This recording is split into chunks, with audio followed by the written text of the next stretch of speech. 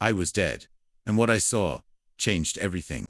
Omar Karim, a respected former Imam, never questioned his faith until he was forced to face death itself. Diagnosed with terminal cancer, he believed he was ready to enter the paradise he had preached about for years. But what he saw on the other side was nothing like he expected, and absolutely terrifying. He floated out of his body, felt the warmth of the afterlife, heard familiar prayers, and then everything changed. The peace vanished, the light flickered, and before him stood a vision that shattered his entire world. The Prophet Muhammad, chained, looking at him with unbearable sorrow. This wasn't supposed to happen. A voice echoed through the darkness. Do you truly understand the path you have followed? And in that moment, Omar realized there was something he had never been told, something hidden from him his entire life. What he discovered after returning from death destroyed everything he thought he knew about God, about Islam, and about Jesus. And now, he's here to reveal the truth that changed his destiny forever. Are you ready to hear it? Because after this, your view of the world will never be the same. Watch until the end to uncover the shocking revelation Omar brought back from the afterlife. Many people who watch our videos aren't subscribed yet. If you enjoy this kind of content, subscribe now and turn on notifications so you don't miss any incredible stories like this one. Omar Karim had spent his entire life devoted to his faith.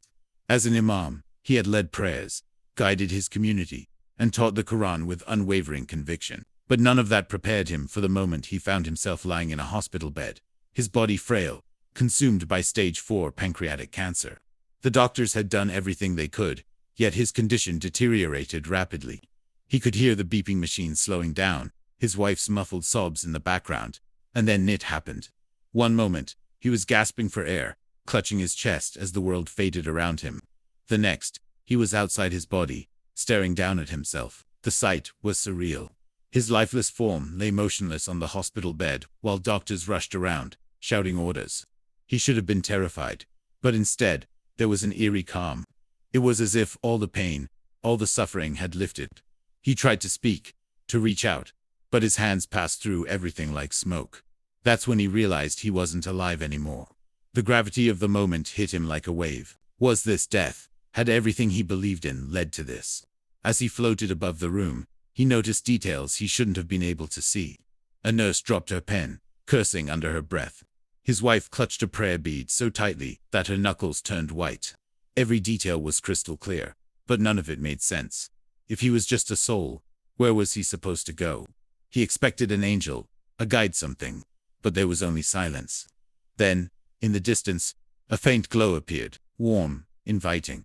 A strange pull urged him forward, and without thinking, he let himself drift toward it. The closer he got, the more familiar it felt. He heard prayers he had recited since childhood, the comforting voices of his parents, echoes of a life spent in devotion. This, surely, was the path to Jannah. He was going home. A deep sense of relief filled him as he surrendered to the light. But just as he was about to step through, everything changed. A sudden force stopped him in his tracks. The warmth turned cold. The prayers distorted into something unsettling. A shadow passed over him, and in that moment, Omar knew this was not the paradise he had been expecting. Something was very, very wrong. Omar felt an invisible force pulling him forward, deeper into the light. At first, it was comforting, almost nostalgic. A gentle warmth surrounded him, and he heard the distant echoes of voices he recognized. The rhythmic recitation of prayers he had known since childhood filled the air, weaving a melody that seemed to embrace his soul. Scenes from his past flickered before him like a dream. His mother teaching him how to pray, his father whispering verses from the Quran, the scent of spices in their small family home.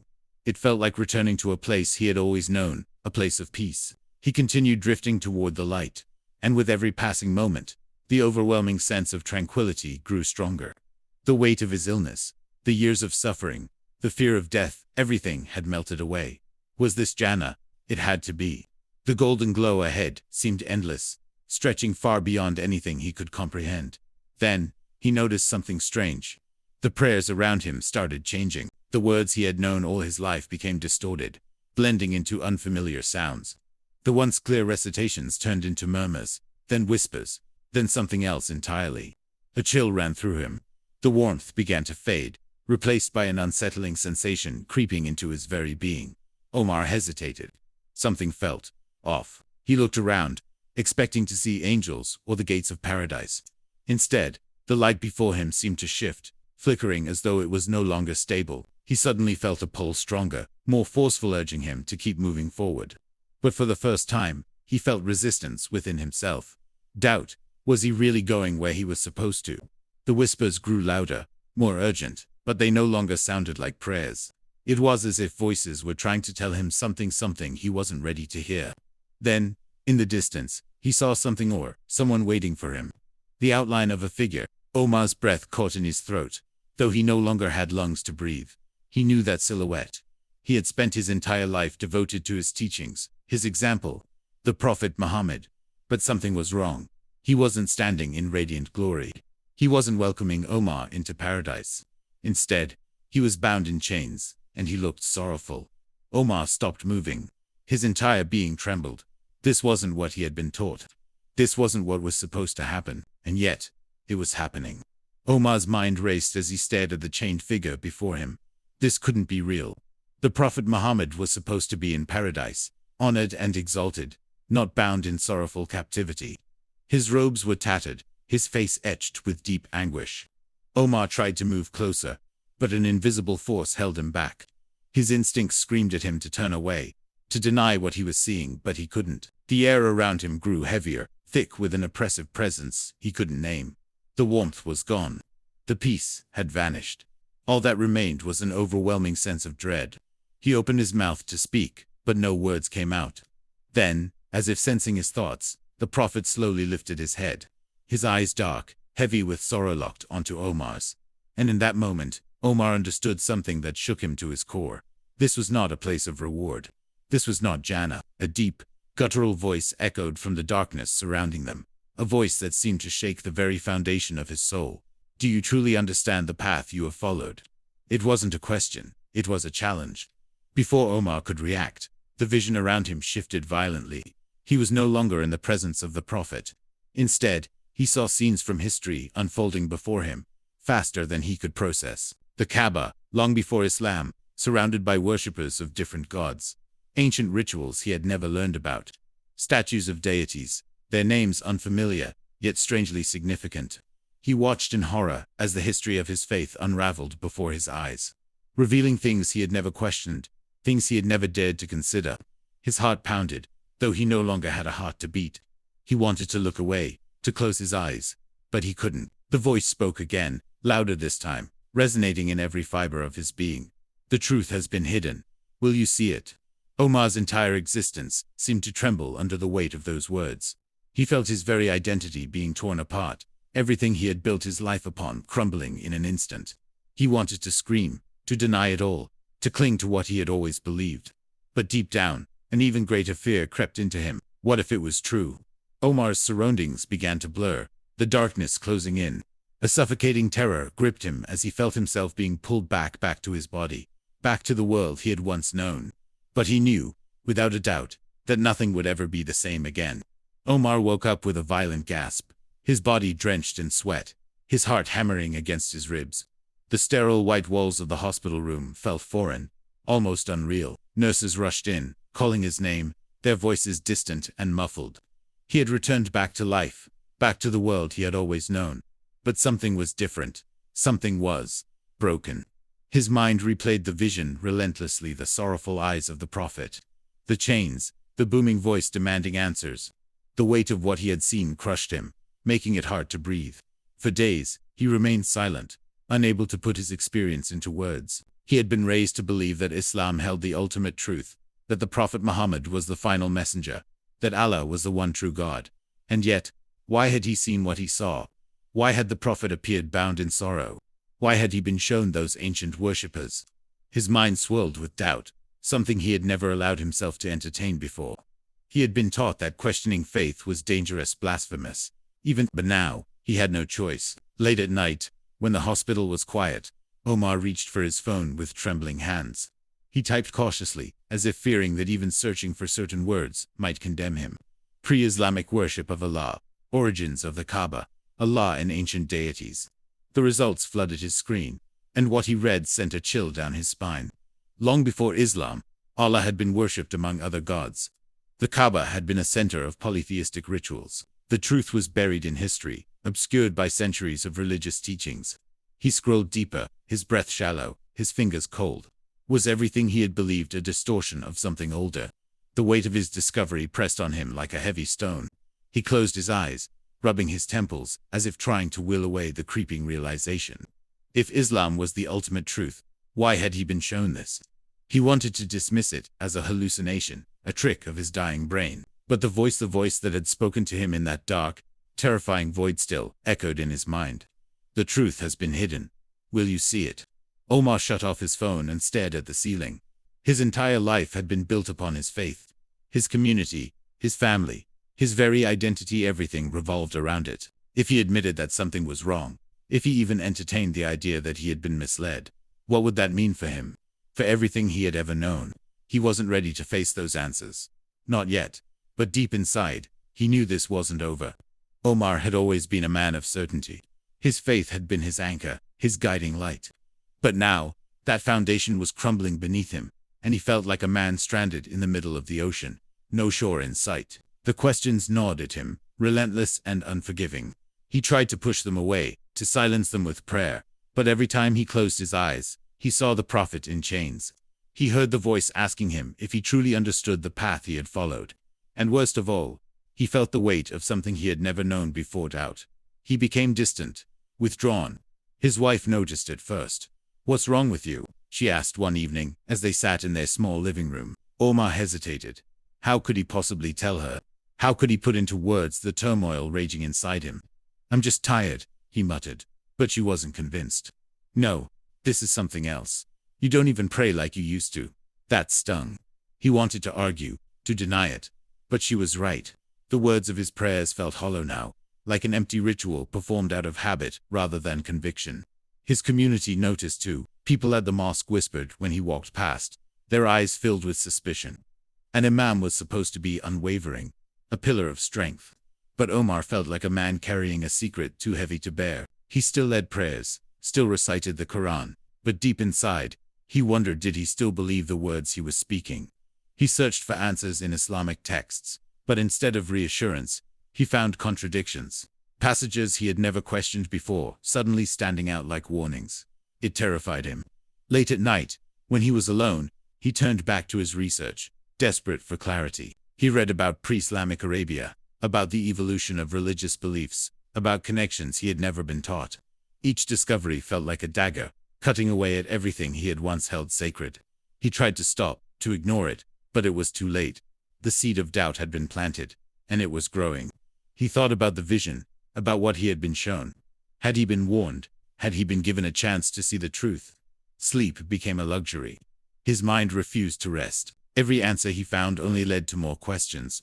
And with each passing day, the fear inside him deepened. If he admitted the truth to himself, what would that mean for his life? For his family? For his very soul? He wasn't ready to face that yet. But he knew he couldn't run from it forever. Omar tried to return to normal life, but normal no longer existed. Every prayer felt hollow. Every recitation of the Quran echoed with uncertainty. He stood in the mosque, leading the congregation as he had done for years, yet the words left his lips without meaning. The weight of doubt pressed on him like an unbearable burden. He wanted to push the thoughts away, to bury them deep inside, and pretend nothing had changed. But the vision haunted him, those sorrowful eyes, those chains, that voice demanding truth. The questions wouldn't stop. And worse, the answers he found only deepened his unease. In secret, he researched obsessively, devouring books and historical records late into the night. He read about ancient Arabia, the Kaaba's past, the evolution of religious texts. And with every discovery, his foundation cracked a little more. How had he never questioned any of this? How had he never noticed the contradictions? His whole life, he had believed that Islam was the final revelation, the perfected truth. But what if it wasn't? What if it was just another chapter in a much older story? The very thought sent a shiver down his spine. He barely slept. His wife Aisha noticed the change immediately. "What's wrong?" she asked one evening, placing a gentle hand on his arm. He wanted to tell her. He needed to tell someone. But the words wouldn't come. How could he say it? How could he admit that doubt had taken root in his soul? He forced a smile, muttering something about exhaustion. But Aisha wasn't convinced. The way she looked at him, the concern in her eyes, it made his stomach twist with guilt. If she knew what was happening inside him, would she still stand by his side? The mosque elders began to notice as well. Omar's sermons lacked their usual fire. His voice wavered. His eyes seemed distant. Whispers started circulating as something wrong with the imam. The pressure to pretend, to maintain the image of the faithful leader, became suffocating. He knew that if anyone suspected the true nature of his turmoil, the consequences would be devastating. In their eyes, doubt wasn't just dangerous, it was a betrayal. One night, as he stared at his reflection in the bathroom mirror, he barely recognized himself. The man looking back at him was a stranger, haunted, lost. He clenched the sink, his knuckles white. "God, help me," he whispered, his voice breaking.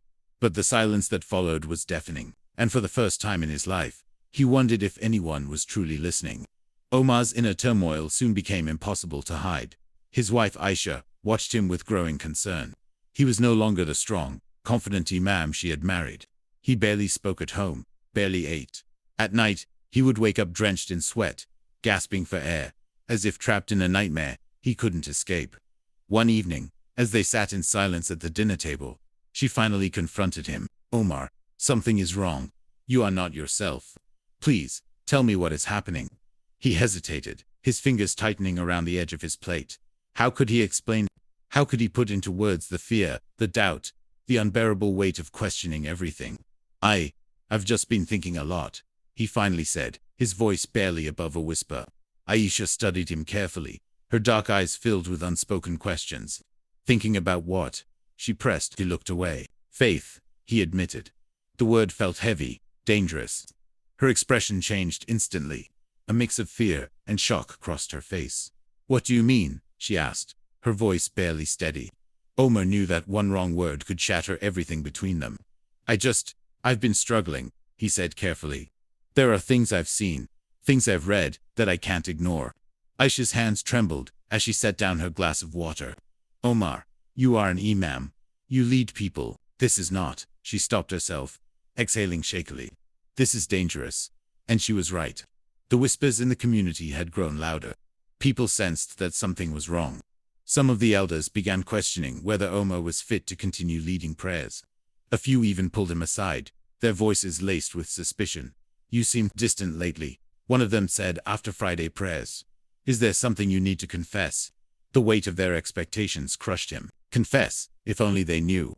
If only they could understand what he had seen, what he had learned. But he knew the truth. There was no room for doubt in his world. No space for questions. Only absolute obedience. At home, the tension between him and Aisha grew unbearable. She started watching him closely, noticing the books he hid, the websites he visited. She grew colder, distant. One night, she finally broke. "If you keep going down this path, you will lose everything," she whispered, her voice trembling. "Your position, your family, even your life." Omar felt a lump rise in his throat. He knew she wasn't wrong. The fear of losing everything battled against the need to seek truth. And deep down, Omar realized he had already crossed a line he could never uncross. As Omar wrestled with his doubts, an unlikely source of guidance emerged: his oncologist. Dr. Matthew Lewis was a quiet, middle-aged man with kind eyes and a gentle demeanor. He had been treating Omar since his diagnosis, and over time, their conversations had grown beyond medical reports. One afternoon, during a routine checkup, Dr. Lewis noticed Omar's exhaustion. "You seem burdened," he said carefully. "More than just physically." Omar hesitated. He had spent weeks avoiding deep conversations, terrified of exposing the storm inside him. But something about Dr. Lewis felt safe. "I suppose I am," he admitted. The doctor nodded thoughtfully, scribbling notes on his clipboard before setting it down. "You know," he said, leaning back, "I've seen many patients go through what you're experiencing. Near-death changes people. It forces them to question things they never dared to before." Omar's heart pounded. Was it that obvious? "And what do they find?" he asked cautiously. Dr. Lewis smiled, but there was something knowing in his expression. "Some find comfort in their faith. Others start looking elsewhere." The words lingered in Omar's mind long after he left the hospital. That night, unable to sleep, he found himself researching not just Islam, but other religions. He read about Judaism, Hinduism, Buddhism, and then, cautiously, he typed in something he had avoided his entire life: Christianity. The articles felt foreign, almost forbidden, but as he read about Jesus' teachings, his miracles, his sacrifice, something stirred inside him. The way Jesus spoke about love, about truth, about redemption. It was unlike anything Omar had encountered before. The Quran mentioned Jesus, but never like this, never as this. Days later, he found himself in an unexpected conversation with a hospital chaplain. She was an older woman with silver hair and a warm presence.